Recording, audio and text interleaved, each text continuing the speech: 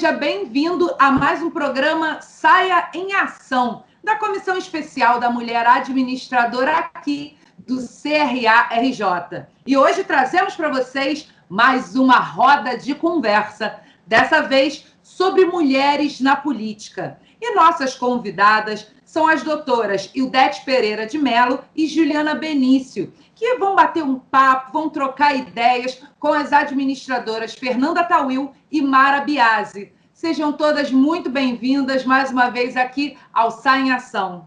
Obrigada, pessoal. Muito obrigada. Bom, é um prazer recebê-las aqui. E a representatividade das mulheres no parlamento ainda é muito aquém do peso que elas têm no eleitorado brasileiro, que corresponde a 52,5%. Hoje, na Câmara dos Deputados, por exemplo, das 513 cadeiras, apenas 77 são ocupadas por deputadas. Então, vamos discutir um pouquinho isso, já que ano que vem, 2022, temos uma nova eleição, vamos mudar grande parte desse parlamento e vamos ouvir o que vocês têm a dizer, que é o que é importante aqui. Então, eu convido a administradora Mara Biasi para fazer a apresentação da nossa primeira convidada, a doutora Ildete. Mara, está com você.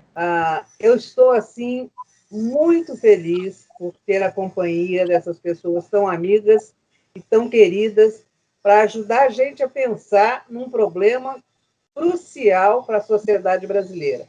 Estou especialmente feliz pela presença de minha amiga, professora Ildete.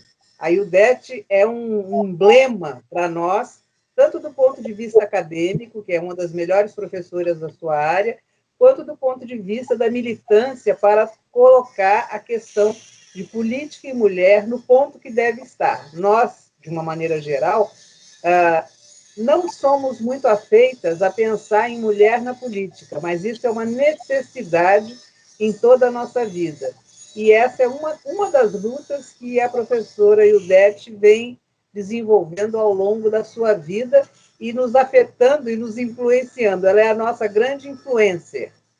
Então, aqui, na Comissão da Mulher, da administradora do CRA-RJ, é com imenso prazer que nós colocamos essa discussão hoje para ajudar todos, administradores e administradoras, a conhecer um pouco melhor esse tema. Ildete, por favor, com a palavra. Eu primeiro agradeço o convite do Conselho Regional de Administração do Rio de Janeiro, de estar aqui com vocês, trocando experiências, trocando ações e iniciativas que se pode fazer, né, no espaço da mulher na política, e, sobretudo, agradecer muito as palavras carinhosas da Mara. A Mara ela tanto quanto eu, ela está nessa luta há muitos anos. Quer dizer, a estrada que nós percorremos juntas, desde os anos 70. Nós somos a geração de mulheres feministas que entraram no espaço da política naquele momento. Eu ainda sou até um pouquinho mais velha, porque a política já me interessa desde a década de 60. Eu sou geração 1964. Por conta, a política é uma ação que transforma as nossas vidas. E as pessoas não podem achar que a política é uma questão do outro. A política é uma questão sua e de todos, porque a política é a forma como a sociedade se organiza, né? E quando a gente olha a política, quer dizer, já na sociedade grega, a questão da política já é uma reflexão do que é a policy, do que é a organização das pessoas para viver, né?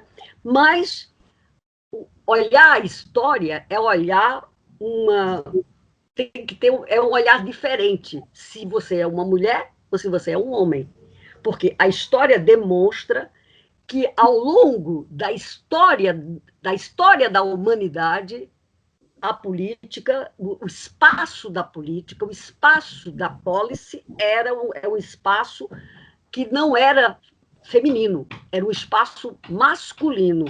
Portanto, quer dizer, para nós, as mulheres, o espaço que nos foi, que a história construiu ao longo de séculos e séculos, é o espaço doméstico, é o espaço da casa, né? Então, as mulheres foram confinadas no espaço doméstico e alijadas com relação às questões da cidade, da polis, né? Portanto, o poder político, e essa questão, o poder político é masculino ao longo de todos os séculos. E isso não é diferente no Ocidente como no Oriente. Tanto as sociedades orientais como as ocidentais, esta separação foi extremamente forte. E só muitos séculos depois é que as mulheres vão sonhar e adentrar o espaço político, o espaço da cidade. É muito simples até de pensar. Por exemplo, o Reino de Portugal. O Reino de Portugal é um reino antigo, tem mais de 1000 anos. Quantas rainhas Portugal teve? Nós brasileiros sabemos, quer dizer, todos os brasileiros conhecem, né? Dona Maria I. Como é que ela é chamada na história? A Louca. E depois, uma rainha, que é até uma brasileira, filha de Pedro I, que tornou-se Maria II em Portugal, e é uma rainha absolutamente apagada. O reinado dela, em meados do século XIX, é um reinado morno, em meados do século XIX, até o problema republicano estava fervilhando em Portugal, e a Rainha Maria viveu todas as contradições da discussão na sociedade portuguesa entre absolutistas, né, e liberais. Ela vinha pela tradição liberal, que era do pai, não do Miguelito, e, portanto, encerrou-se aí. Quer dizer, isso dá uma dimensão. Aí você tem algumas rainhas, a Rainha Elizabeth I, né, século XVI, a Tudo, né, a famosa, filha do Henrique VIII. Então, tem mas é pontual, né? Pontual. E quando elas aparecem, quer dizer, para assumir, eram coisas menores. Mas as mulheres são interessantes, porque mesmo as rainhas, por exemplo, a primeira política pública para a sociedade é a política educacional. E é uma rainha, é a Maria Teresa, imperatriz da Áustria, século XVIII. Aí, no século XVIII, as mulheres começaram a sonhar. E, para isso, um dos elementos vitais para as mulheres sonhar em adentrar o espaço da polis foi a educação. A educação e a primeira política pública implementada para educar o povo é uma realização do Império da Maria Teresa na Áustria. Quer dizer, ninguém sabe. Pouquíssimas pessoas trazem essa informação para a sociedade como um todo. Então, as mulheres têm uma preocupação com a política diferente, mas a política, como ela é o espaço do poder, quer dizer, portanto, os homens têm o monopólio da representação na sociedade. Tem toda uma discussão, se vocês quiserem, tem Bourdieu discutindo essa questão da dominação, de por que é que a gente se deixa... Quer dizer, as mulheres nem percebem que a sociedade tem um crivo de discriminação pesado no espaço da política, porque a gente aceita a dominação. Quer dizer, quando o dominado aceita a dominação, aí as coisas não... são bem mais difíceis. E a nossa história, a história das mulheres, é essa história. Quer dizer, claro que ela tem nuances e mudanças. Por exemplo, o que aconteceu no Chile, agora nas eleições eleições de maio, foi de maio, não foi? As eleições, as mulheres despontaram com uma força enorme, mas isso foi em 2021, na costura da pandemia, quer dizer, na qual o mundo está de perna para o ar. Então, isso mostrou que nós temos esperança, né? Olho para a Juliana e fico achando que nós temos esperança de que as mulheres vão chegar lá.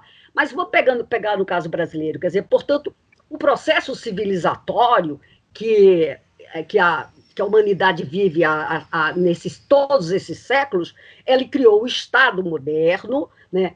Cujos elementos constitutivos é o governo soberano, é o povo, o território, e reservou para os homens a forma de monopólio. O Estado tem o monopólio, primeiro, da violência, é o monopólio de punir, né? E o monopólio de legislar, organizar as leis, né? E isso tudo, quer dizer, e as instituições é uma forma dominada pela população masculina. Como eu falei, as mulheres estavam na casa. Então, o espaço da casa é o espaço... Por que o espaço da casa é o espaço das mulheres? O espaço doméstico, ele não vale nada, mas ele é o espaço em que a vida existe.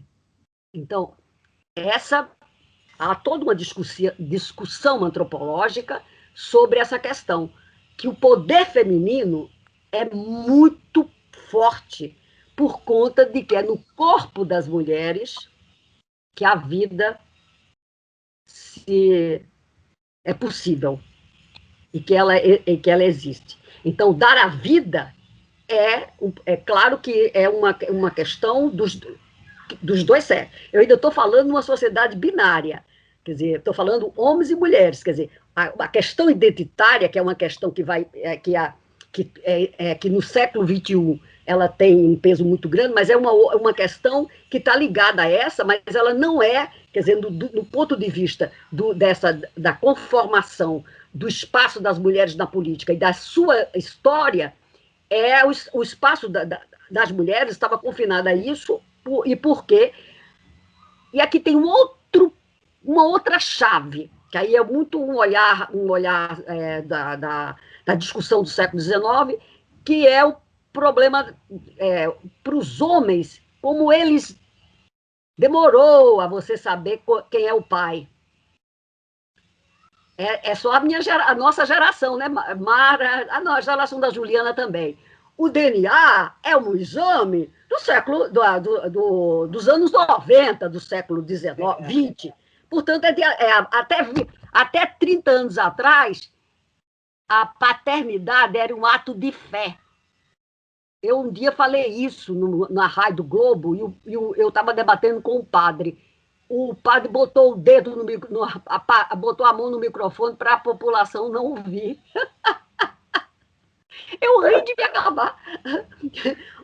A paternidade é um ato de fé. O que diz que o meu filho é filho do meu marido é a certidão de casamento. Era a certidão de casamento. Hoje ele pode pedir um DNA. Então, isso para nós foi uma complicação, porque a gente podia dizer perfeitamente, podia trocar. Perdemos um pouco de poder. A ciência nos cortou um pouco o poder simbólico disso. Mas estou levantando essas questões porque é para a gente perceber que como essa formação da política... Aí, quando eu digo, as mulheres estão pouco presentes no espaço da política, no Brasil e no mundo inteiro. Porque mesmo o Brasil, sendo a rabeira do mundo, porque nós temos 192 países organizados, né, pelo sistema ONU, e nesse ranking de participação feminina, o Brasil ocupa a 142ª posição. Agora, para 2019. Nós estamos numa uma percentagem muito baixa, mas extremamente baixa. Mas os países que todo mundo diz, a Escandinávia é mais democrática. Claro, a Escandinávia é mais democrática, mas não chega a 1/3 de mulheres na representação política. Então, quer dizer, claro, lá é muito melhor do que no Brasil. Não tem nem comparação. Você tem alguns, por exemplo, o parlamento boliviano, esse último que foi eleito agora em 19, tem 50%, porque tem uma lei de paridade, que passou agora. Então, mas isso não dá para dizer que a questão da política não é uma questão do mundo inteiro. A presença das mulheres na política é uma questão presente em todas as sociedades. Só que na nossa, ela é mais dramática. Porque a nossa geração, a minha geração, que foi a geração que botou a cara a tapa, pesado, né, a partir da década de 70, e nós engrossamos, veio muitas mulheres junto, até porque a educação, as mulheres a partir de 1960, no caso brasileiro, elas deram um ganho, um banho nos homens na questão educacional. Nós começamos o século XX analfabetas, e terminamos o século XX com mais anos de educação do que eles. Não é muito mais, não, é um pouquinho, mas é bom a gente se vangloriar, dizer para as mulheres, olha, nós somos mais educadas que eles. Mas isso não significa, o prêmio da educação na sociedade capitalista é muito grande para todos e todas, mas para os homens é muito maior, porque nós continuamos a ganhar 30%, em média, menos que eles. Então, aqui e no mundo inteiro. Quer dizer, no mundo inteiro as diferenças existem. A igualdade é um sonho. Eu coloquei as ideias para a gente trocar, porque a gente pode olhar os avanços que foram feitos, e eles não foram poucos. Mas há uma lacuna enorme dentro do espaço da política, e eu acho, portanto, que o Conselho Regional de Administração, ao trazer essa discussão para as mulheres, porque o YouTube vai para as mulheres administradoras do Brasil inteiro, mas, sobretudo, para as mulheres do Rio de Janeiro, encerrando assim a nossa discussão, se você olhar, no caso brasileiro, a nossa representação em termos de parlamento das mulheres da política, e é um material que foi feito pela Câmara, fica em todos os estados, ele não chega nem a 20%. Por exemplo, o Maranhão tem o estado que tem melhor tipo de representação, que dá 20%, é 21%, é o Rio Grande do Norte. E o Rio Grande do Norte, ele é muito interessante, porque ele está na raiz até da luta que nós fizemos para votar. Porque o primeiro ato da cidadania na República é votar e ser votada. Os homens votam desde o século XIX, no Brasil e no mundo. Mas os homens, as mulheres não. As mulheres só começaram a votar na última década do século XIX. E ainda foi num país que na Austrália não, que tem a ministra, a primeira ministra que mais que tem o maior desempenho na Covid, na Nova Zelândia, 1893, mas a campanha já tinha crescido e estava no mundo inteiro, a partir das mulheres inglesas, das mulheres francesas, que desde o século XIX que elas estão, e as americanas também. As brasileiras só se movimentaram com força pelo direito de voto foi com a proclamação da República. Perdemos. E só em 1932 foi que o movimento que varreu o Brasil, as mulheres, eu pesquisei essa campanha, havia núcleos de mulheres pelo voto, para votar e ser votada, em todos os estados brasileiros, na década de 20. Então, as nossas avós e as nossas bisavós, da maioria de vocês que estão aqui, é bisa e para mim é avó, elas botaram a cara na tapa e foram à luta. Mas isso não trouxe, quer dizer, trouxe vitórias. Porque, só para encerrar com uma última frase, depois a gente debate mais, vocês podem ter certeza que não existe uma lei relativa à posição das mulheres na sociedade que não tenha sido uma luta feminina. proteção à maternidade, salário igual para trabalho igual, quer dizer, que existe na lei, porque o Brasil é campeão de escrever na lei, mas não botar na vida.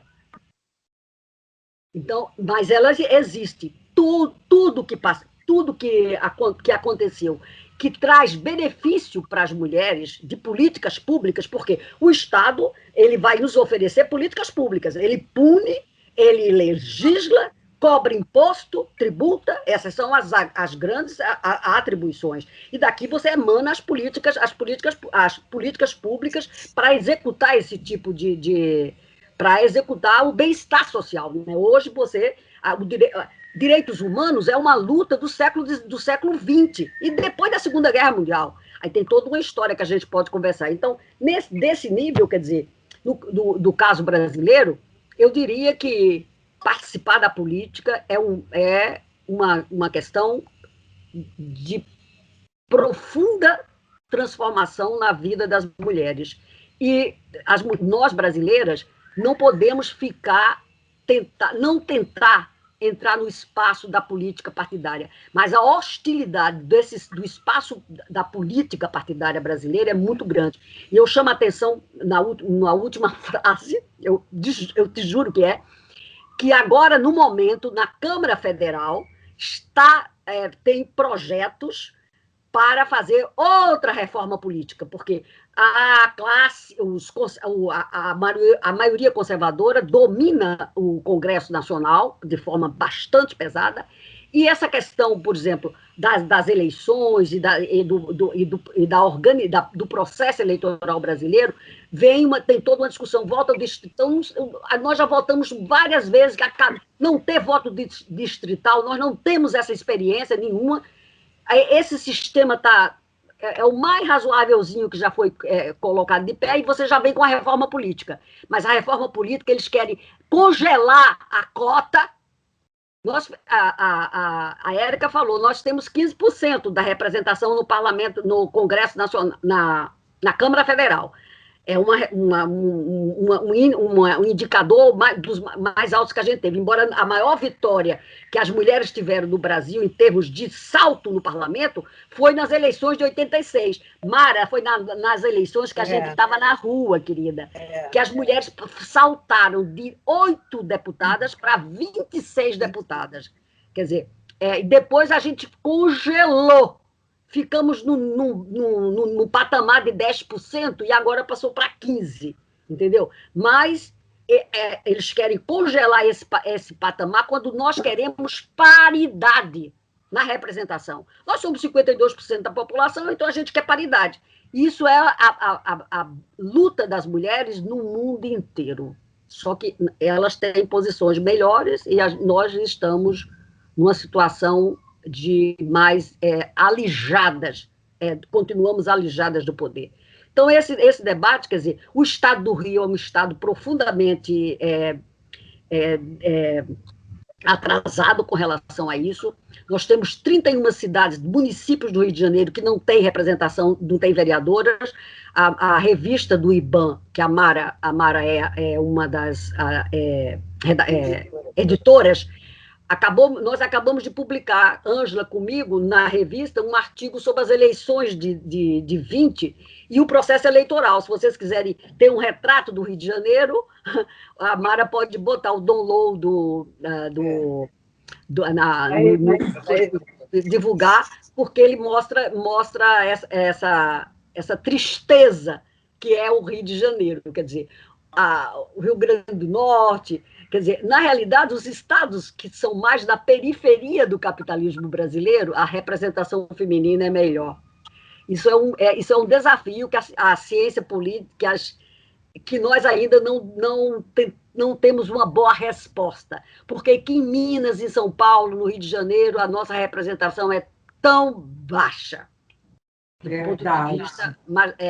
Do ponto de vista da presença das mulheres, entendeu? Então, enquanto que na periferia do capitalismo, na fronteira do capitalismo, ou no meu Nordeste, o Rio Grande do Norte, o Rio Grande do Norte é campeão desde a década de 20, e tem uma representação melhor. Muito obrigada, eu espero que a gente bata mais o papo continue. Muito bom, um prazer ouvir você falando da Ângela Fontes, que já esteve aqui com a gente em alguns programas. Realmente um prazer ouvir você falando da Ângela Fontes. Um prazer enorme, é uma pessoa que já esteve aqui com a gente em alguns programas, ela é excelente. Bom, convido agora a administradora Fernanda Tawil para apresentar a nossa outra convidada, Juliana Benício. Fernanda, com você. Olá, cumprimento as nossas convidadas, doutora Ildete Pereira de Melo Hermes de Araújo, doutora Juliana Benício, a jornalista do CRA Rio de Janeiro, Érica dos Anjos, a conselheira Mara Biasi, minha amiga.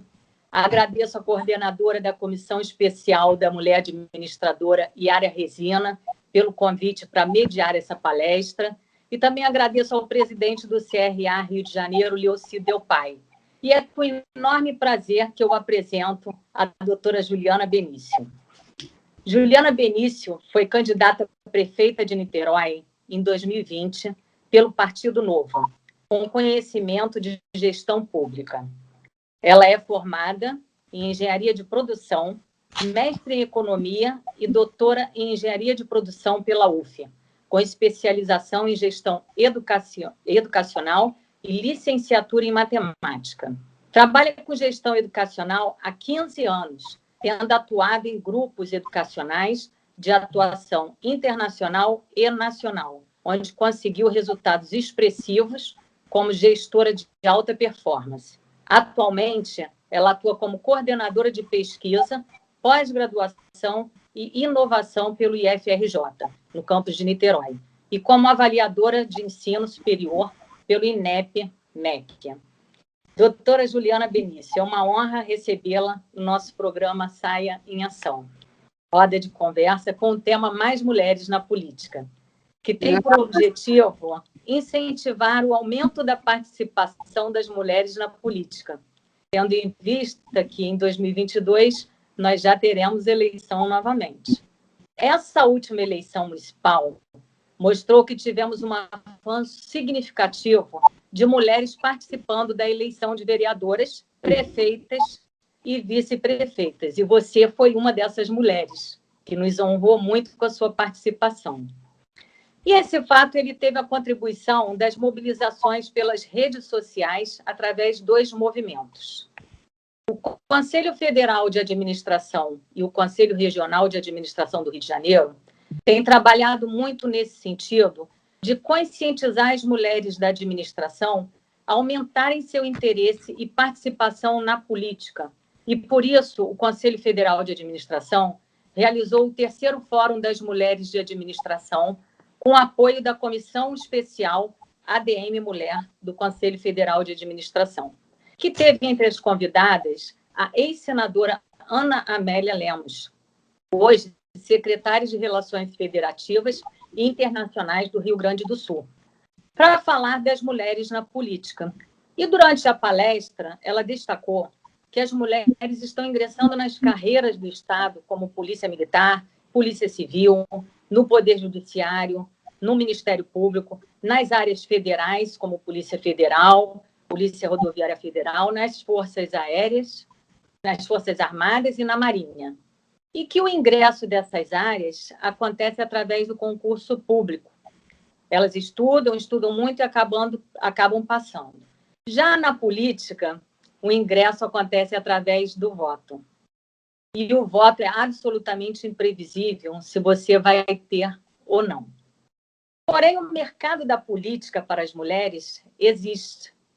E é um grande desafio que precisa ser conquistado por nós, administradoras e estudantes de administração, que temos em nossa profissão, na visão do Leandro Vieira, criador do administradores.com, a missão de servir aos outros, sendo útil para a sociedade e ajudando a construir um país mais eficiente, eficaz e econômico. Doutora Juliana Benício, e é por isso que nós te convidamos para que você contribua incentivando a participação das mulheres administradoras e as estudantes de administração no nosso programa Saia em Ação. E o nosso programa quer te escutar, porque você possui uma bela formação e tem se destacado como uma grande liderança política na sociedade. A palavra agora é toda sua. Nossa, gente, muito, muito obrigada. Obrigada por estar aqui. Antes de começar meus agradecimentos, eu preciso agradecer a política, né? Quanta coisa boa ela tem me dado. E, assim, a presença aqui com vocês, com uma mulher como a Ildete, né? O quanto que essa mulher me influenciou, o quanto que ela foi grande para a minha trajetória. E a política que está me permitindo estar aqui com ela, dividindo um debate de ideias. Então, para mim, isso é imensurável. Então, acreditem que a política pode ser bem diferente do que a gente tem visto por aí. A política nos faz nos expandir como seres humanos, né, a enxergar mais, a trazer mais consciência. Então, acho que a política só me trouxe coisas boas até agora. Agradecer demais a vocês, Mara, Érica, Fernanda. Entendo como de extrema relevância no campo da administração a gente trazer debates políticos, não apenas da mulher, mas tantos outros, né? São futuros administradores que vão para o meio corporativo, e quanto mais a gente desenvolva um olhar sensível sobre a política e sobre a missão de todo cidadão de influenciar a vida que o cerca, a gente vai estar cumprindo melhor nossa missão. Então, parabéns pelo comprometimento na formação desses futuros administradores, tá? Então, vou começar minha fala, eu vou fazer uma trajetória um pouquinho diferente da Ildete, eu vou falar um pouquinho de mim, vou tentar que a minha experiência agregue um pouquinho aos nossos espectadores, né? Eu comecei na política muito cedo, ouvindo meu avô foi deputado estadual 4 vezes pelo estado do Rio, vivia com a casa aberta, cheio de gente diferente em casa o dia todo. Então, eu nasci no meio de pessoas diferentes, vendo gente diferente, e hoje eu percebo a importância disso para a minha vida. Eu acho que, antes de tudo, que o embrião dessa casa, desse lar, desse futuro político, tenha que exercitar muito esse olhar, né, de heterogeneidade e de construção coletiva. Depois entrei na escola. Desde cedo, eu sempre fui uma agente política. Eu fui representante de classe diversas vezes, fui do Grêmio do Abel, e olha que o Abel é uma escola, não sei para quem está vendo, se conhece o Abel não é uma escolinha pequena. Chegar ao Grêmio, né, ser eleito no Grêmio, é uma coisa grande para quem é adolescente. Então, assim, dentro dessas conquistas de pré-adolescente, adolescente, eu costumo dizer que eu me desafiei desde cedo no campo da política. E o que eu quero trazer aqui para reflexão é que, quando eu volto lá atrás, no tempo da escola, eu não me sentia preterida nesse ambiente político da escola. Eu me sentia uma igual. Lá, naquela ocasião, a gente tinha uma igual quantidade de lideranças mulheres, lideranças homens, né? E naquele campo eu não sentia uma grande diferenciação, eu não sentia uma barreira à minha liderança. Não estou dizendo que não houvesse preconceito, é diferente. Mas o que eu digo, barreiras à liderança feminina, à representação feminina, eu nunca senti naquele ambiente. Depois eu saí desse ambiente de escola e fui gestora educacional por 15 anos. Ainda sou, mas, vamos dizer assim, construí uma carreira dentro da gestão educacional. Como gestora educacional, eu geri escolas públicas, escolas privadas, eu geri desde a educação infantil até o ensino superior. Em todos esses ambientes, em todos esses contextos que eu passei, eu percebi e eu vi lideranças femininas excepcionais. Alunos de ensino médio absolutamente prontas para assumir a representatividade na vida adulta, né? E o que a gente vê, o que eu tiro como conclusão da minha experiência pessoal, eu sempre fui uma gestora educacional que sempre defendi muito o Grêmio, né? Sempre defendi muito participação política na escola, principalmente no âmbito privado. E eu sempre percebi a participação de mulheres para par com os homens. E, assim, nunca senti que isso, naquele campo educacional, aquilo se desenvolvia, quer dizer, todo esse preconceito que a gente vê na vida adulta, ele existir no ambiente educacional, nesses contextos que eu vivenciei. Pelo contrário, as lideranças mais expressivas e mais fortes, que eu me lembre, estavam em lideranças femininas, né? O que me leva a crer que, diferente das outras minorias que a gente entende que a gente precisa lutar politicamente por elas, o que me leva a crer que, no caso da mulher, essa virada de chave ocorre depois. O que faz que, apenas na vida adulta, quando a gente vê o negro, quando a gente vê todo o preconceito social, quando a gente vê questões de preconceitos, outros relacionados à identidade de gênero, que ocorrem desde a infância, o que me leva a crer que, no caso da participação política feminina, essa chave é virada mais tarde, né? Essa chave é virada efetivamente na vida adulta. E aí, quando eu entro para a participação partidária, de fato, são barreiras muito difíceis da gente transpor. Eu posso relatar aqui algumas coisas, como meus eleitores dizendo: Juliana, faz uma campanha, mulher tem que votar em mulher. Juliana, fala mais de educação, não fala de finanças, querendo que eu me adequasse a um nicho, né? O que é tão grave, porque eu acho que dentro da participação feminina, dentro da política, a gente tem duas barreiras muito grandes. Primeiro, a da própria mulher, que é clara diante dos números, né? A professora Ildete trouxe, desculpa, gaguejei, trouxe aqui para a gente, mostra que é ínfima perto do nosso contexto, né? Então, o que leva a essa mulher... Então, existe essa primeira barreira, como o fato de ser mulher, e depois existe uma outra barreira que eu também tive que transpor, que é como se a mulher, quando virasse um agente político, ela só pudesse atuar em nichos, ou nichos pela educação, ou nichos pela infância, ou nichos pela própria mulher. O que eu não estou invalidando essas causas, pelo contrário. Mas o que eu defendo é que a mulher precisa ter liberdade de ter a voz que ela quiser, né? Que ela atue. Eu quero ser uma liderança que atue fora de nicho, que atue por todos os nichos, né?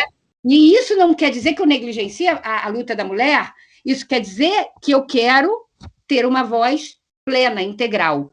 E isso foi um outro obstáculo que eu encontrei. O meu marqueteiro, na época, falava: você tem que falar que mulher vota em mulher. E eu falei: não vou. Eu quero que todos votem em mim. Eu quero que me reconheçam como uma liderança plena. E assim fui até o fim. Mas não é fácil. Dito isso, trazendo a minha experiência para vocês, né? Eu vejo como que se encontra o Brasil hoje. E aí eu quero entrar um pouco mais no campo teórico, e desde já pedir desculpa à professora Ildete, mas estamos aqui para refletir juntas e construir, né? E temos, então, uma cota que foi estabelecida como um avanço em grande parte do mundo, não foi apenas o Brasil que estabeleceu cotas, tivemos experiências mais exitosas que no Brasil, e o que eu quero trazer aqui é a reflexão, o seguinte, que precisamos de política pública para a inserção da participação da mulher na política, eu não tenho dúvida. Isso eu não tenho dúvida. Da relevância da política pública para uma maior inserção da mulher na política, isso eu também não tenho dúvida nenhuma. A questão é a gente discutir o meio para a gente chegar nisso. Porque o que eu quero refletir é efetivamente o que a cota nos trouxe, né? A cota instituída, ela nos trouxe, primeiro, a capacidade de botar mulheres ali, falando, né? Isso é grande. A gente tem, por exemplo, estudos como a Esther Duflo, né? Esther Duflo, desculpa, que é um dos mais representativos sobre cota e que é baseado em evidências, e isso, para mim, como engenheira, é muito importante. Ela traz um grande resultado de cotas na Índia, e mostra que na Índia, efetivamente, conseguimos resultados a partir da política de cotas. Contudo, o estudo dela traz alguns parâmetros muito diferentes do Brasil, porque temos da Índia uma sociedade com preconceito muito mais enraizado, e aí eu puxo o meu fio da meada sobre o contexto educacional da liderança feminina, talvez como um fator que mostre que a raiz do preconceito não é tão grande no Brasil quanto na Índia. Existe um estudo também de Frachette e Maniquet que defendem que as cotas são mais efetivas em sociedades com o preconceito mais enraizado, como no caso da Índia, né? E nesse estudo também da Duflo, ela defende as cotas são diretamente no Conselho, não são nas candidaturas como fizemos no Brasil. E isso mudou um pouco a efetividade da nossa cota. Por quê? Aí a gente vai analisar os problemas advindos das nossas cotas, da forma que a nossa política pública foi implementada. Primeiramente, os laranjas, que estava dentro do problema, né? Eu consegui perceber a quantidade de candidaturas laranjas, a quantidade de candidaturas com 1 ou 0 votos. E aí a gente tem mulheres que submetem seu CPF a essa farsa, ok, em termos, né? Mas que é diferente do outro problema que eu vou trazer aqui, de mulheres que são exploradas por esse sistema, e que também ocorrem bastante, que elas são enganadas, elas são vulneráveis, elas são chamadas para participar de candidatura e são largadas no meio dessa candidatura. E elas sofrem efetivamente um trauma, porque elas não estão preparadas para essa corrida eleitoral, elas não estão calejadas para essa disputa, e elas se tornam depois, se sentiram exploradas por todo esse sistema que, como a própria Idelt falou, é um ambiente muito predatório, o ambiente partidário, em grande parte no Brasil, né? Por último, né, eu também reforço a necessidade da gente incitar a participação de mulheres para fora do nicho, porque a gente vê que a participação feminina está muito mais capacitada dentro do parlamento. No executivo ainda é pouquíssimo, porque é justamente onde a mulher vai mostrar a sua pluralidade e a sua capacidade de representação. Ao passo que no parlamento, a grande maioria das mulheres se elegem defendendo a pauta da defesa pela própria mulher. Eu não estou dizendo, pelo amor de Deus, que isso não é importante. Eu só estou dizendo a necessidade da gente ampliar a forma de participação da mulher. Dito isso tudo, eu vou concluir para a gente aquecer o debate melhor depois. Então, a gente precisa... Eu perdi o fio da meada. Mas eu acho que é isso. A gente precisa sair da questão da quantidade, que é importante, e da qualidade. Assim como a Ildete mencionou, a questão da diferença salarial no mercado de trabalho, a gente também tem que avaliar como essas mulheres entraram na Câmara e no Parlamento, né? A capacidade, efetivamente, delas exercerem o mandato de qualidade, aprovarem leis e serem players dentro da política, né? Então, isso não diminui a necessidade da gente aumentar o quantitativo, assim como não diminui a necessidade da gente aumentar a participação das mulheres dentro do mercado de trabalho, mas a gente também precisa ficar atento sobre a qualidade que esses mandatos vão ser exercidos. Então, acho que é isso, aqui eu finalizo e abro a palavra a vocês. Mais uma vez, obrigado pelo espaço.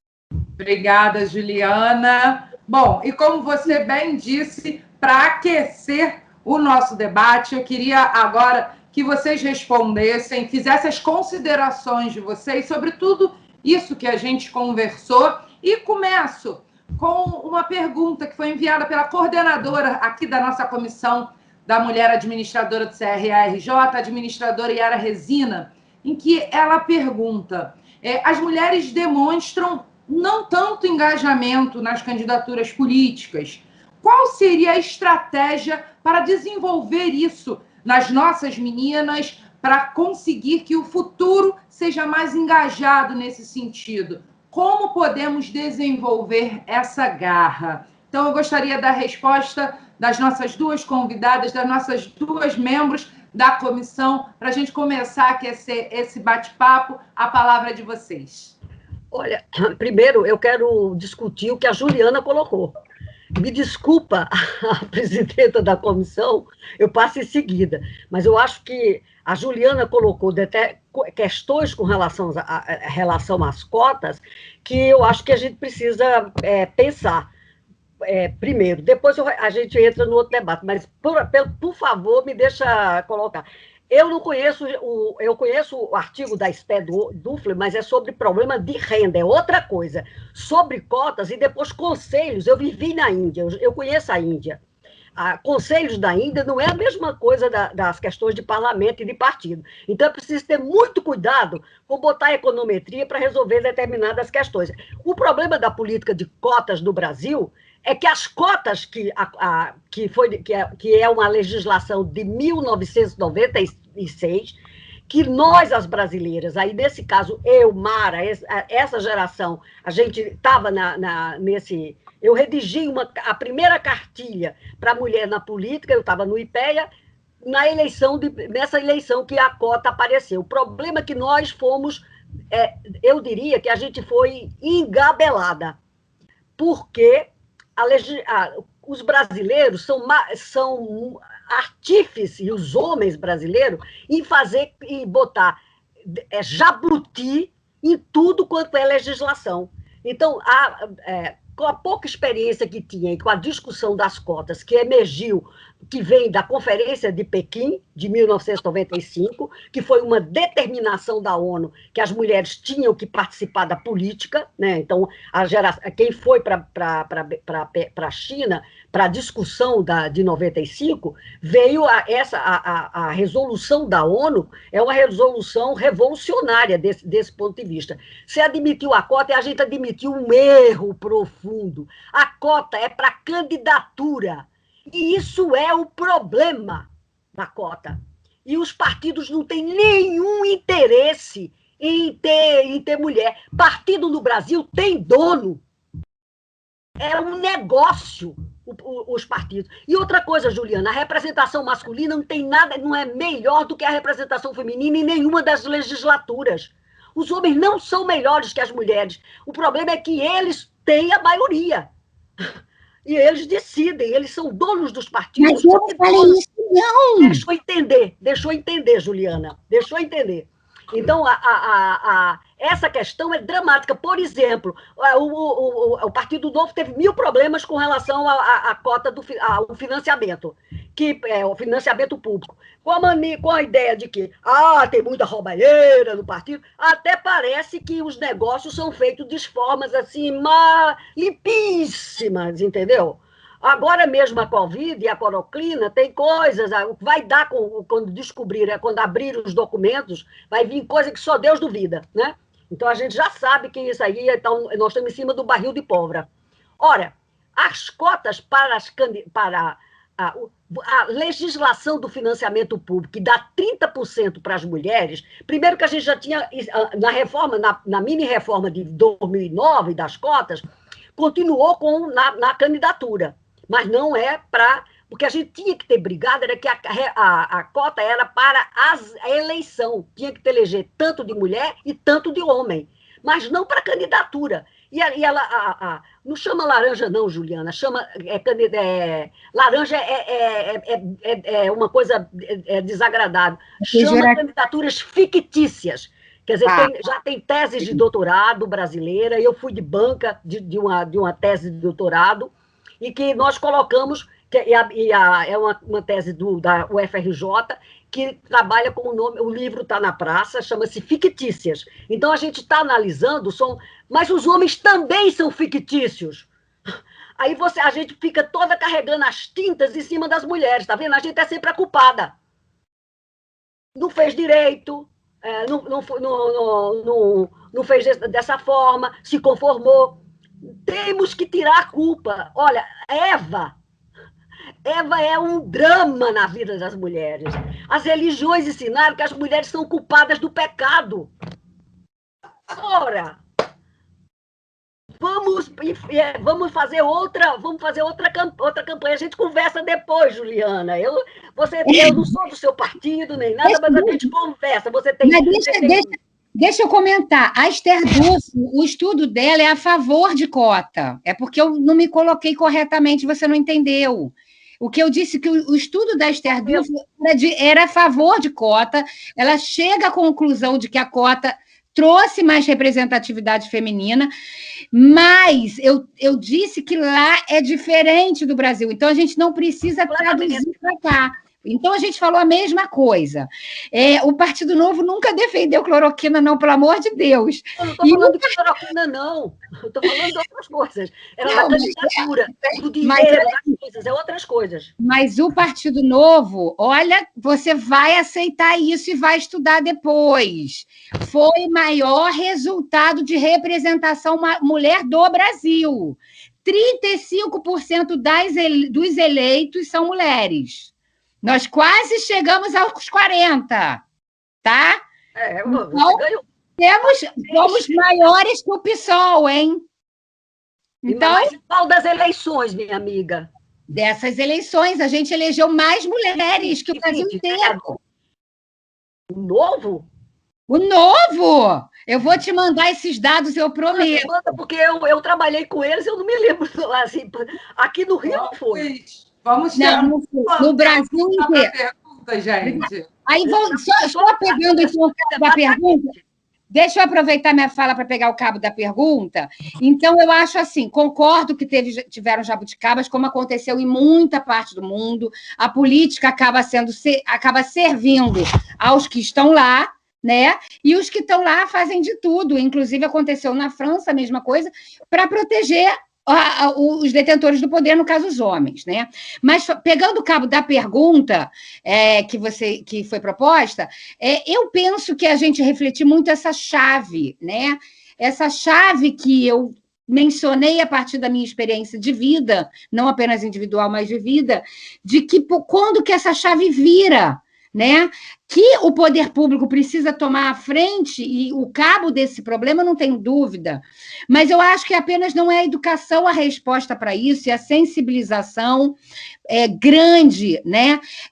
Quantos secretárias mulheres, quantas ministras mulheres nós temos hoje nos governos, né? Vamos começar a bater palma para as experiências exitosas femininas e para as vozes femininas que estão aí e fazendo bonito. Eu ainda tendo a defender mais a sensibilização, né? Como uma medida que cause menos ônus e que, efetivamente, a gente pode construir muito no curto prazo. Olha, voltando para essa questão, que ela está falando da sensibilização, eu diria que a sensibilização ela até já existe. Agora, existem obstáculos concretíssimos com relação à questão dos partidos. Porque, no caso brasileiro, sabe quantas governadoras o Brasil já elegeu na história republicana dele?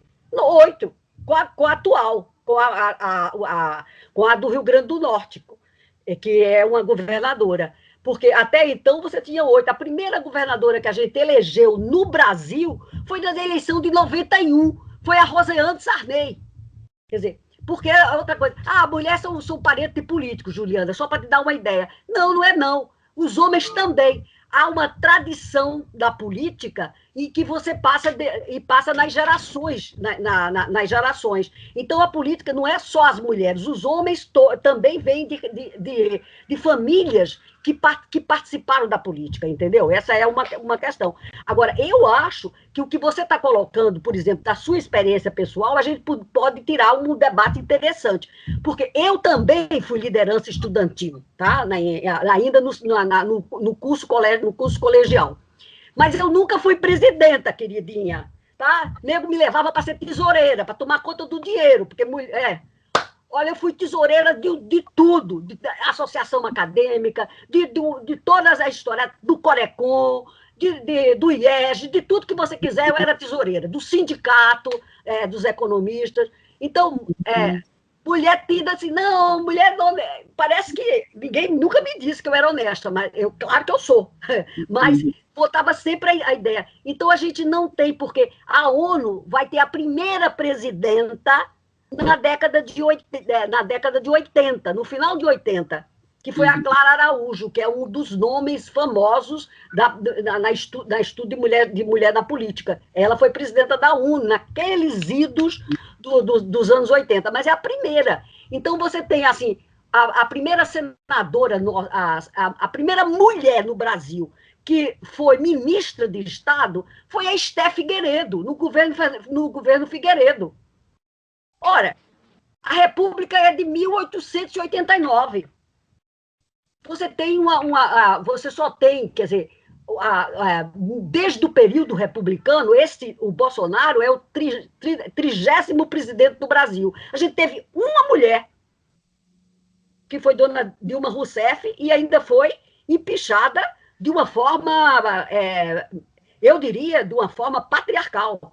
Se Dilma não fosse mulher, talvez a história fosse diferente. Mas o fato dela ser mulher, ela foi achincalhada na votação do impeachment. Eu queria vomitar quando eu escutei aqueles votos que eram dados pelos homens, entendeu?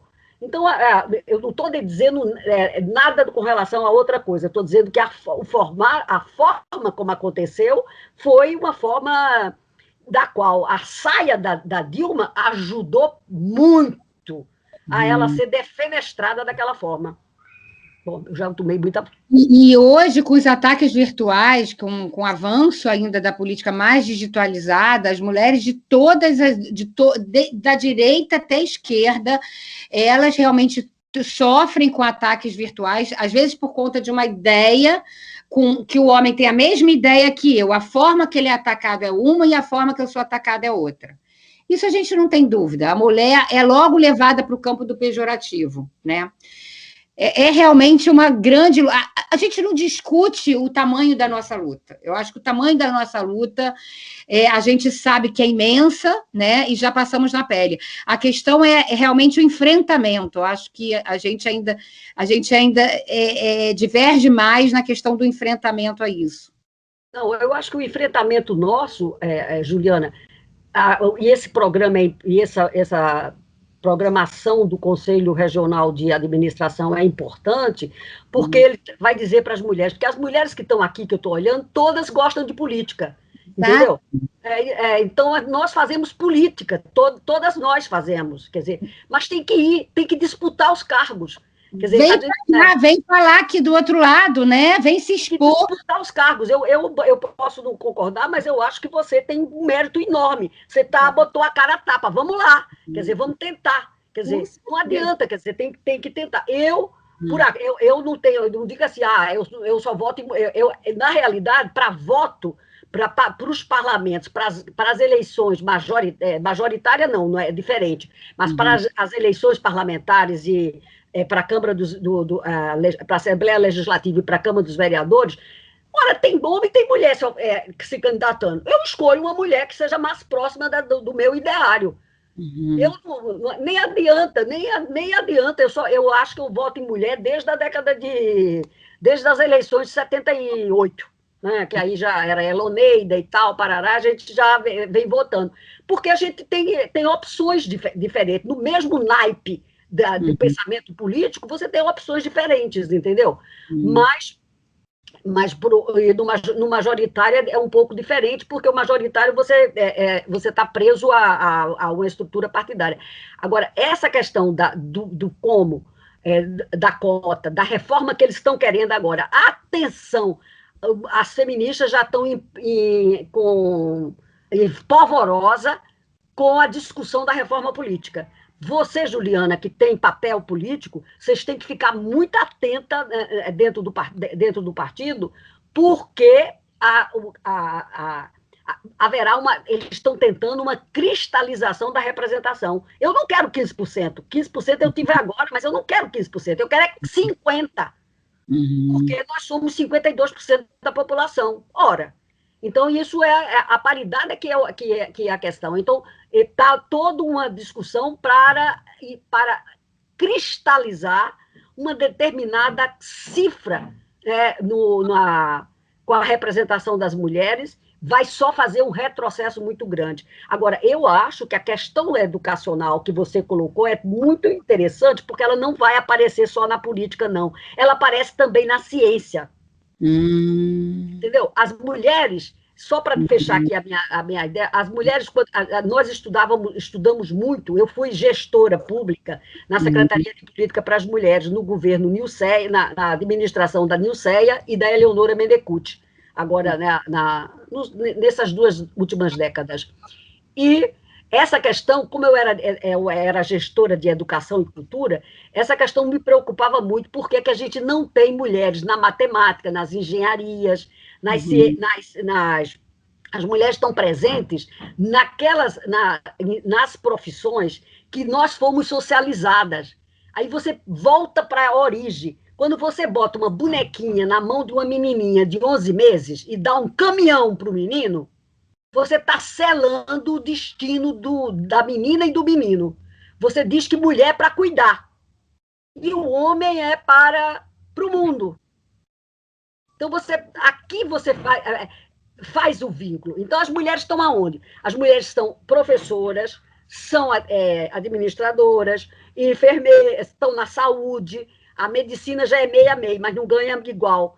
A medicina tem um vácuo. As mulheres que têm cargo de direção na medicina ganham 34% do que os homens ganham. Acabamos de fazer o levantamento no IBGE.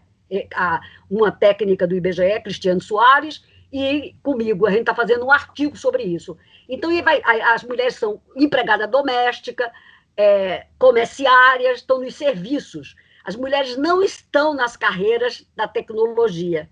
A política é um espaço diferente do mercado de trabalho. A política é uma outra... Você chega na política com uma profissão. Você representa um conjunto de pessoas e tal. Então, tudo isso, quer dizer, por isso que eu acho que esse debate que o Conselho Regional de Administração está fazendo é extremamente importante, porque ele é um momento de reflexão, que as mulheres que estão nos escutando reflitam. São administradoras, são mulheres que estão no mercado de trabalho, tem uma carreira a ser desenvolvida. A política não pode ser olhada com ojeriza. A política é a nossa vida, porque ela é que... Eu tenho uma pergunta para as duas. Tá. Diga, Fernanda, porque senão eu falo demais, tá? Tá, vamos lá. Tem uma pesquisa do Data Senado que constatou haver considerável desconhecimento da legislação que busca dar mais direitos para as mulheres na política. 46% dos entrevistados afirmou desconhecê-la. A senhora falou que a legislação é de 1995, né? Não, a cotas é 94. 94. Por que ainda há tanto desconhecimento das mulheres quanto a esse assunto? Eu acho que é por causa eu diria que a socialização das mulheres não é para o espaço da política. Quando eu disse que botar uma bonequinha, você está dizendo para uma menininha, olha, você tem que cuidar. Você cuida, você tem o seu destino é cuidar das pessoas. Quer dizer, até as estatísticas, nós já temos estatísticas para ver qual o tempo dos cuidados, o que é que o homem faz, o que é que as mulheres fazem. Quem cuida da humanidade são as mulheres. Se vai para o mercado de trabalho é para cuidar ou cuida dentro da família. Metade das mulheres que podem, que a gente chama em idade de trabalhar, são donas de casa, gente. Agora, eu não estou falando do passado, não. Eu estou falando de 2021. São donas de casa. A outra metade, ela é dona de casa e está no mercado de trabalho. É a Juliana, é a Mara da vida, é a Fernanda, entendeu? Fui eu. Quer dizer, a gente furou a bolha. Nós furamos a bolha. E aí eu diria que a educação, ela foi um passo à frente para permitir furar a bolha. Mas furar a bolha parcialmente. Entendeu? Então, por isso que a gente tem que sair da pandemia com o olhar que isso já está sendo discutido nos Estados Unidos, porque você agora tem, por exemplo, aumentou a representação, você tem uma mulher que é presidenta do banco, do FEDER, que é uma mulher, você tem dentro do FMI também mulheres, então já está. Houve agora um mês atrás, não tem nem um mês, uma discussão longuíssima, as mulheres querendo que o sistema educacional seja profundamente, e são essas mulheres empoderadas, as mulheres que estão parcialmente no poder global, né? Que a escola seja transformada, que nós não podemos fazer uma escola como a gente só ensinando matemática, aritmética, português, ou inglês, ou as línguas e as culturas, mas tem que treinar os meninos e as meninas para os cuidados, porque senão a socialização diferenciada que nós vivemos, que eu vivi, que Mara viveu, Fernanda, Juliana, essa socialização para cuidar dos outros vai se repetir nas próximas gerações. Então, para isso, você tem que fazer que as crianças, os menininhos de 1 ano, de 2 anos, de 3 anos, brincar com boneca não vai mexer na identidade dele no futuro, entendeu? Como se, não posso botar uma boneca, que é isso, botar uma boneca na mão de um menininho de 1 ano? Tem que botar sim, para ele aprender que ele tem que respeitar e cuidar do outro, entendeu? Isso é um debate da atualidade, e a Covid escancarou, porque a Covid mexeu profundamente com a vida das mulheres. As mulheres saíram do mercado de trabalho, não foi só no Brasil, foi no Brasil e no mundo. Só que no caso brasileiro está dramático a situação, porque elas saíram, não foi porque ficaram desempregadas, não, elas saíram para não voltar. Por conta de que tem home office, o mundo digital está uma parte dentro de casa, tudo isso tem transformado. Então, se você vai ser candidata em 2022, Juliana, eu espero que você seja candidata. Não, vai sim. Olha, começou, vai lá. Só se for para governadora, porque minha pauta é executivo, é minha experiência de vida. Eu não tenho perfil de legislativo. Sonhar, vai lá, ora, vai lá para ser governadora, ora sim. Eu já falei para o meu partido, se vocês me querem, vai ser só para o cargo de executivo, eu estou dentro para governo. Quero ver o novo te assumir, tá? Eu vou ver, vamos ver.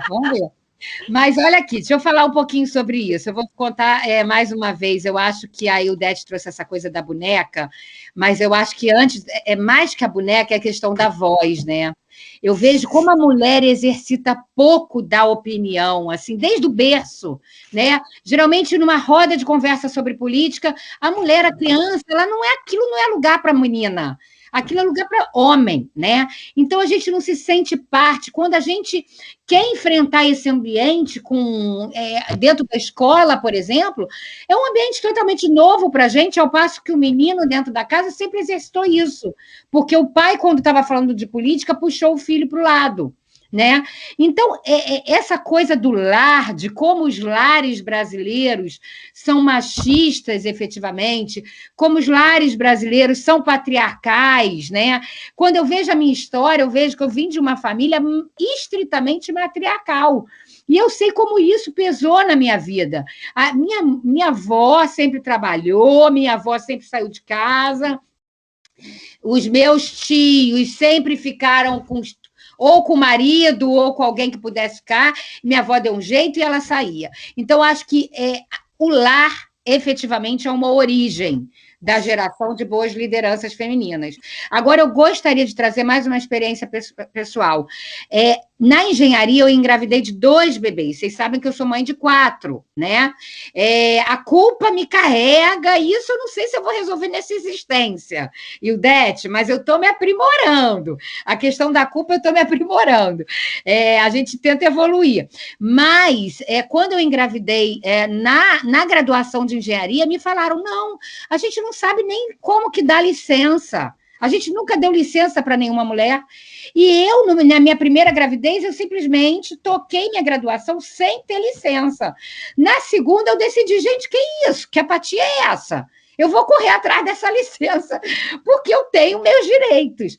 Mas, quer dizer, então, de repente, respondendo essa pesquisa do Senado e fazendo uma meia-culpa até da minha própria história, que na primeira vez que engravidei, aceitei continuar. Você quer falar, Mara? Depois de você, estou na fila. Ah, tá bom. Aceitei e depois eu decidi rodar a baiana, mas se eu não tivesse meu segundo filho, eu não ia ter rodado, de repente eu tinha parado naquela apatia. Realmente, porque desde o berço a gente se acostuma a acatar, né? Então, o desacato tem que ser mais exercitado entre as mulheres, e isso eu acho que realmente é prática, vem de berço e vem de estrutura familiar. Eu queria dar um testemunho na discussão aí, que eu acho interessante. Vocês falaram sobre a ausência de voz, né, da mulher na política. Eu trabalhei no IBAM muitos anos e eu participei desde sempre de vários movimentos, inclusive movimentos para a valorização da mulher na política. E eu me lembro que há mais de 20 anos fizemos o primeiro curso voltado para as lideranças femininas com relação às candidaturas políticas. E eu me lembro perfeitamente que essas mulheres que foram, elas não sabiam o que era microfone, elas não sabiam o que era falar, elas não sabiam como se expressar para fazer as suas próprias campanhas. Isso há 20 anos atrás. Atualmente, o IBAM continua nesse trabalho. O IBAM trabalha com políticas públicas, e dentre as políticas públicas que trabalha desde 70, tem a política voltada para a questão de equidade. No IBAM tem funcionando trabalhos e programas em relação a gênero e mulher desde 1970. Atualmente, nós concluímos lá, eu não participei, eu fui ouvinte desse projeto, concluímos lá um programa de capacitação de candidatas. A professora Ildete participou. E a gente vê o seguinte, primeiro, a intenção das pessoas em participar. O curso, que era só para o Rio de Janeiro, pegou gente do Tocantins, pegou gente de Santa Catarina e também de algumas... Rio Grande do Sul. Do Rio Grande do Sul. Goiás, Tocantins. Fora que também se interessaram, porque nas suas localidades não tinha. E a participação das mulheres, daquelas que estavam no curso, foi totalmente diferente das primeiras. Quer dizer, houve uma evolução no sentido das mulheres se fazerem ouvir. E com relação a filhos, por exemplo, eu me lembro quando eu estava fazendo meu curso de pós-graduação, que eu tive um filho, eu levava meu filho no colo, amamentava e trocava fralda durante a aula, porque eu não tinha como não fazer isso. E agora, quando a gente teve esse projeto, eu via, porque com a pandemia o projeto foi uma boa parte pelo sistema virtual, as mulheres dando seu depoimento com o filho montado nas costas ou com o filho atravessando na frente delas. Quer dizer, certas coisas do dia a dia da mulher continuam. E se nós estivéssemos numa situação de competição, por exemplo, no meio de trabalho, um filho no trabalho não seria bem aceito pelo lado masculino da organização, mas passaria tranquilo pelo lado feminino da organização. Então, tem uma responsabilidade na família, tem uma responsabilidade na sociedade, e, pelo amor de Deus, tem uma responsabilidade no partido. Enquanto o partido não aceitar as mulheres como participantes ativas da sua unidade, nós não vamos conseguir nada. Nós não temos que ser fictícias só na eleição, nós temos que não ser fictícias também no partido. Não está lá para enfeitar, está para trabalhar. O partido tem que quebrar isso. Desculpa. Não. Perfeito, Mara. Agora, o desafio do partido, Mara, esse é o desafio muito mais pesado, porque se você olhar para a história brasileira, dos últimos 20 anos, você vê os proprietários dos partidos políticos. Não são de todos, não, mas tem vários. Verdade. Bom, vamos ter que encerrar aqui esse papo, já estamos com 1h10 de programa, né? E eu queria, então, pedir as considerações finais de vocês quatro, né, sobre esse tema tão importante, que eu tenho certeza a gente ainda discutiria muito mais aqui, né? Então, eu queria as considerações de vocês para a gente poder fechar esse bate-papo, esse Sai em Ação. Posso começar? Por favor, Fernanda. Bom, eu fico muito feliz de poder estar contribuindo, né, com o meu CRA Rio de Janeiro, e a gente sabe que a gente só muda a política se a gente participar dela. Então, fica aqui uma dica para as nossas administradoras e estudantes, que o espaço é nosso. Então, vamos à luta, né? Ano que vem é ano de eleição. Deixa eu continuar da Fernanda. Eu quero também agradecer a presença das nossas duas convidadas especiais, que não só trouxeram grandes ideias, como trouxeram uma experiência de vida que vai ser totalmente benéfica para quem estiver escutando, né? Quer dizer, nós somos formadores de opinião. A gente tem que assumir essa responsabilidade. Quando a gente tem um papel profissional, a gente é formador de opinião e tem que ter muita responsabilidade sobre o que faz. E, nesse sentido, eu agradeço o depoimento e a participação das duas. E, com certeza, teremos outros momentos de encontro, porque a eleição está aí, existem vários aspectos da eleição que precisam ser trabalhados. Então, a Érica, como nossa comunicadora, vai, por certo, identificar temas que a gente vai voltar ao assunto para criar uma estrada mais fácil ou menos difícil para os nossos administradores e administradoras trilharem, tá? Muito obrigada. Eu vou falar para deixar a nossa diva encerrar, né? Porque sempre a fala é a mais importante. Então, assim, é lógico que o que eu quero dizer é uma mensagem para vocês que estão assistindo. Assim, eu tenho um orgulho imenso de ser mulher. Sei as dores de ser mulher, já senti muitas dores de ser mulher, de esparramar as barreiras de onde quiseram me colocar. Não é fácil, né? E eu sei que a nossa existência é galgada por essas batalhas, mas às vezes parece que a potência das mulheres muitas vezes é embarreirada por estigmas totalmente insanos que a sociedade impõe. Então, é essa luta que a gente tem que destravar, é fazer com que as mulheres encontrem as mesmas oportunidades que os homens. O que eu posso dizer é que, no que tange a carreira política, eu já falei desde o início, eu só fui presenteada na minha carreira política, eu me tornei um ser humano melhor, eu me tornei uma mãe melhor, eu me tornei uma esposa melhor, arrecatada do lar, não, mas nada por esse meio, mas eu me tornei mais tolerante com as pessoas que me cercam. Foi a política que me exercitou esse olhar. Então, eu digo para vocês, se vocês querem evoluir plenamente, com potência na sua existência, busquem exercitar a política na vida de vocês. Busquem trazer a política para casa de vocês.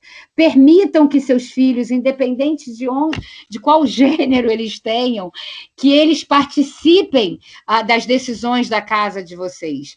Porque é assim que a gente vai construir um futuro bem diferente do que a gente tem hoje, com tantas batalhas que a gente tem hoje. Muito obrigada mais uma vez.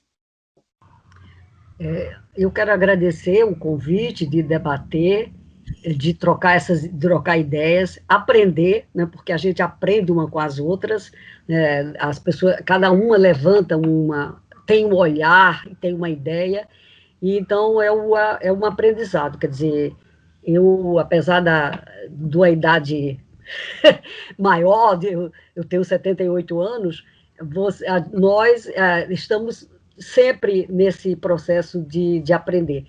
Eu sou professora, há mais de 40 anos, eu sempre fui professora, embora seja economista, né, e tenha sido gestora, mas a arte de ouvir é uma sabedoria.